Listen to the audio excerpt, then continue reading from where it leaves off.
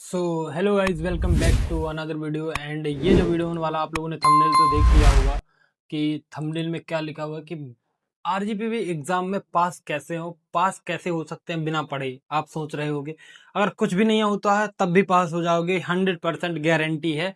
आप लिख के ले लो, अगर आपने कुछ भी नहीं पढ़ा है और आप पेपर देने जा रहे हो या आपने पढ़ा है या भूल गए हो, तो आप लिख के ले लो, मैं आपको पास करा दूं। बस आपको क्या देखना, ये वीडियो देखना। आप मैं लाइव प्रूफ बताऊंगा कैसे पास हो सकते हो। एंड मेरे पास प्रूफ है क्योंकि मैंने खुद अपना अपना खुद में पास हुआ हूं। बिकॉज कैसे, इन 2023 जब थर्ड सेमेस्टर या फोर्थ सेमेस्टर चल रहा था, सो हम लोगों को डेटा स्ट्रक्चर सब्जेक्ट लगा था। ठीक है। एंड मैं डेटा साइंस ब्रांच से हूँ, तो मेरा डेटा साइंस से ब्रांच से हूँ, तो मेरा डेटा स्ट्रक्चर था। भाई डेटा स्ट्रक्चर का पेपर इतना हैवी आया था कि सर के ऊपर से गया था। लिटरली, मैं झूठ नहीं बोल रहा। तो जो वो डेटा स्ट्रक्चर का पेपर था, भाई मैं पढ़ के तो गया था, एवीएल ट्री लाइक सब ये चीज जितनी चीजें होती हैं, in order, pre order, post order, और डेटा स्ट्रक्चर में जो जो भी चीजें थी मैं सब पढ़ के गया था। बट पेपर में गया, पेपर देखा, एंड पेपर कैसा, सर के ऊपर। भाई दिमाग खराब हुआ, क्योंकि आप जो चीजें पढ़ के जाओ और वो चीजें नहीं आती हैं, तो अगर नहीं आए तो दिमाग तो खराब होगा। लिटरली मेरे को रोना आ गया कि भाई मैं क्या बताऊं यार। बट मैं उस सब्जेक्ट से इतना पढ़ के गया था कि अगर वो क्वेश्चन नहीं आते तो मैं उन क्वेश्चन के बजाय कुछ भी लिख के आ सकता था। ठीक है। आप सोचो कि भैया आप पास कैसे हो? और लिटरली तुम विश्वास नहीं करोगे, मैं ए ग्रेड के साथ डेटा स्ट्रक्चर में पास हुआ हूँ। A grade. So that's a big thing. That's why ये चीजें मैंने लिखी हैं थंबनेल में कि बिना पढ़े या बिना कुछ किए हुए आप पास हो जाओगे। ठीक है। सो मैं एक चीज बताऊं, मैं तो बट एक दो चीजें मेरी सही हो गई। एंड जो भी मैंने लिखा, शायद मैंने रिलेवेंट लिखा, दैट्स वाई मेरे को ए मिल गया। ऐसे तो ए मिलने वाला नहीं है। बट अब आई डोंट नो, बट यार जो मेरे को पेपर मिला था मेरे को बहुत टफ लगा। एंड मैं शांति से रियलाइज करते करते मैं लिखता गया, एंड मैंने उसमें सप्लीमेंट्री कॉपी ली एंड मैं उसको अच्छे से लिख गया। ठीक है। एंड अब बात करते हैं कि भैया ये कैसे पॉसिबल है। तो देखो, ये इसलिए पॉसिबल है कि सपोज आपका बी ट्रिपल ई का पेपर है, बी एम ई का पेपर है, या आपको फिजिक्स का, केमिस्ट्री का, या सीओ किसी भी सब्जेक्ट का ले लो, आप फर्स्ट ईयर से लेकर लास्ट फोर्थ ईयर तक ले लो, आपका किसी भी चीज का पेपर है, तो आपको पता है कि आरजीपीवी में बोला जाता है कि पेज भर दो एंड मार्क्स भर दो, आपको नंबर मिल जाएंगे। सो ये चीज जो है ना, ये लागू तो होती है, बट कब लागू होती है? जब आप रिलेवेंट चीज लिख के आते हो तब लागू होती है।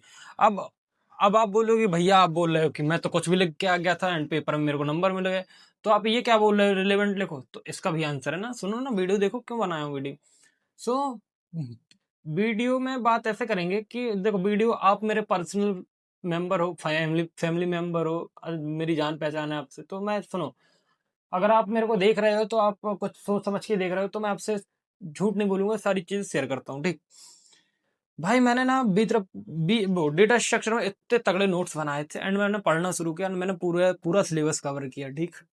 तो अगर आप पूरा सिलेबस कवर करते हो एंड आप पढ़ते हो ना, तो अगर पेपर में वो चीजें नहीं भी आती हैं, तो आपसे अगर दूसरी चीजें भी बनती है ना उस टॉपिक से रिलेटेड। क्योंकि देखो, सबसे पहले अगर आप मेरे से बोलो कि भैया आप ये बताओ कि व्हाट इज ऑपरेटिंग सिस्टम, सो भाई मेरे को बुक की डेफिनेशन नहीं आती, सिर्फ सच्ची नहीं आती। आप बोलोगे भैया क्या बात कर रहे हो यार, आपको क्यों नहीं आएगी, आपका तो 8.6 सीजीपीए चल रहा है, तो आपको आपकी कैसे नहीं आएगी?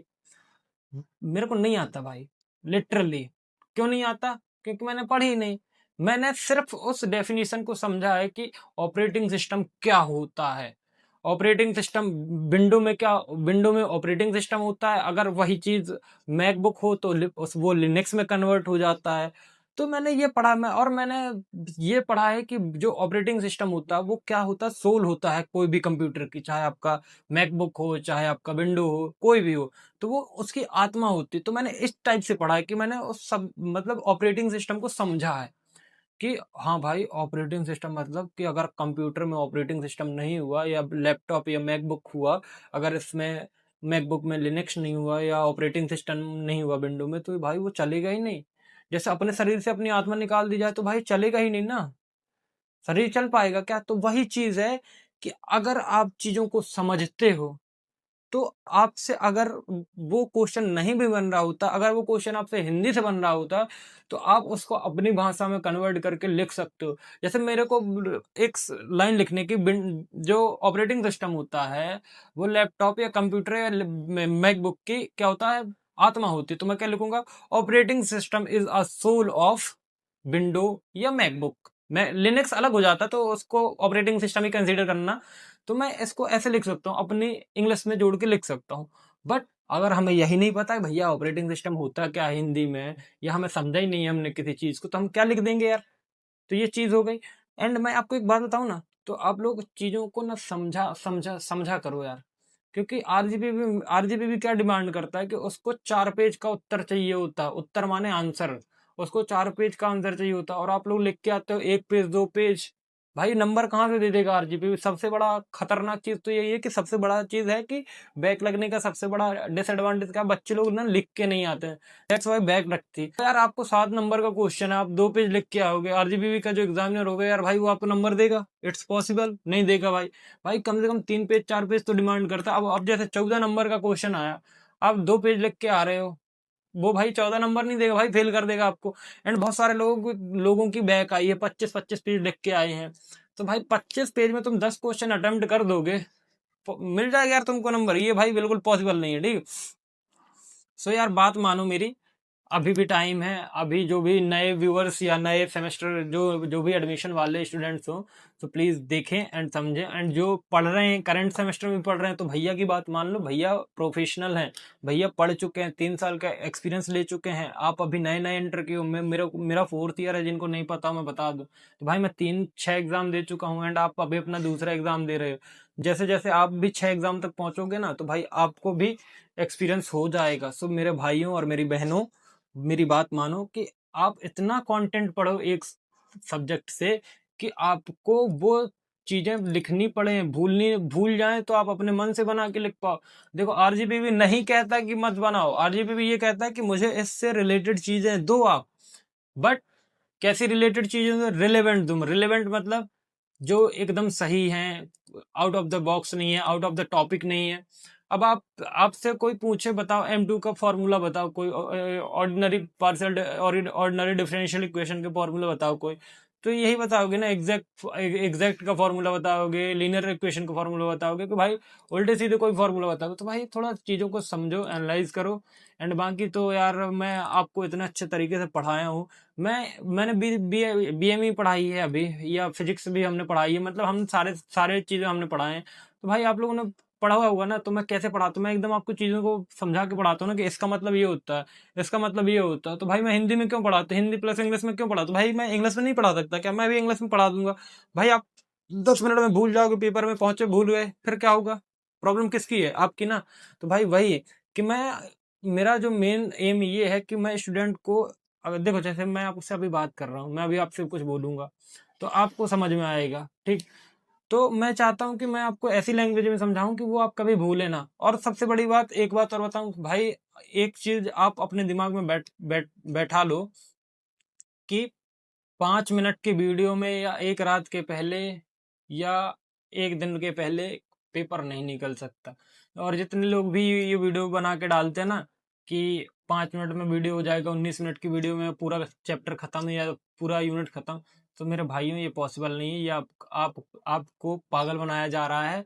एंड इसमें सिर्फ आपका ही लॉस, और किसी का लॉस, ना मेरा लॉस है ना किसी और का लॉस है। बिकॉज लॉस कैसे, मैं बताता हूँ आपको। अभी semester back, year back and in सारे के रूल्स नहीं पता होंगे। अगर आपकी एक बार बैक लग गई एंड आप बैक ट्रैप के रूल में फंस गए, बैक ट्रैप में फंस गए, तो आप मान के चलो उस बैक ट्रैप से निकलना बहुत ज्यादा मुश्किल हो जाता है। बैक ट्रैप एक ऐसी चीज है कि एक जाल टाइप का है। आप ट्रैप हो गए ना, तो फिर जैसे शेर नहीं निकल पाता ना उससे, क्या बोलते हैं, जाल से, तो आप भी नहीं निकल सकते, बहुत मुश्किल हो जाता है भाई। तो इसलिए यार ऐसी जगह से पढ़ो या ऐसी जगह से वीडियोस देखो जहाँ पे आपको आपका टाइम खराब ना किया जा रहा हो, आपको पागल ना बनाया जा रहा हो, क्योंकि आजकल पागल ही बनाया जा रहा है।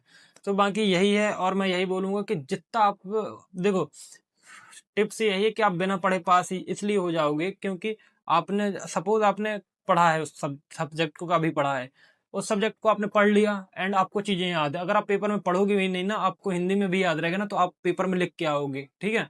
और जितना हो सके उतना लिखा करो उस सब्जेक्ट के बारे में, चाहे 10 टू 12th की चीजें लिखा करो, एक 10 से लेके 12वीं तक की चीजें लिखा करो, या आउट ऑफ द इंजीनियरिंग लिखो अगर आपको आता है। जैसे एनवायरनमेंट के बारे में, अगर आप एनवायरनमेंट का पेपर दे रहे हो तो आपको इंजीनियरिंग के अलावा भी आता है, तो उसके बारे में लिखो। क्योंकि एनवायरनमेंट भी तो, एनवायरनमेंट क्या है, एनवायरनमेंट के बारे में बहुत सारी चीजें आ जाती हैं हमको, तो वो सारी चीज लिखो। मतलब जितना एक क्वेश्चन से आपको आता है उतना लिखो। एक क्वेश्चन को 4 पेज दो, और कम से कम 4 पेज, 4.5 पेज, 2 3 3.5, मतलब 3.5 पेज तो देना ही है। 4 हो जाए, 4.5 हो जाए, 5 हो जाए, 6 हो जाए तो कोई दिक्कत नहीं, बट 3.5 पेज तो मिनिमम दो ही दो। एंड एक इंपॉर्टेंट चीज, सभी क्वेश्चन अटेम्प्ट किया करो। अटेम्प्ट करने के भी नंबर मिलते हैं भाई। अटेम्प्ट करते हो ना तो 1 2 3 नंबर भी मिल जाते हैं। अगर आप पूरा क्वेश्चन गलत होता है ना, तो अटेम्प्ट करने के भी नंबर मिल जाते हैं। तो अटेम्प्ट किया करो, 10 के 10 क्वेश्चन करने का ट्राई किया करो। एंड लास्ट चीज, पेपर में हैंड राइटिंग अच्छे से बनाया करो, वे ऑफ प्रेजेंटेशन अच्छा किया करो, हेडिंग लिखा करो, अंडरलाइन किया करो, चीजें हाईलाइट किया करो, ये सारी चीजें किया करो। बाकी all the best for exam. अगर ये वीडियो पसंद आए तो please do like, subscribe and share. मिलते हैं नेक्स्ट वीडियो में, तब तक प्लीज डू लाइक, सब्सक्राइब और अपने दोस्तों को भेज देना कि भाई ये देख ले तो बिना पढ़े पास हो जाएगा। So thank you.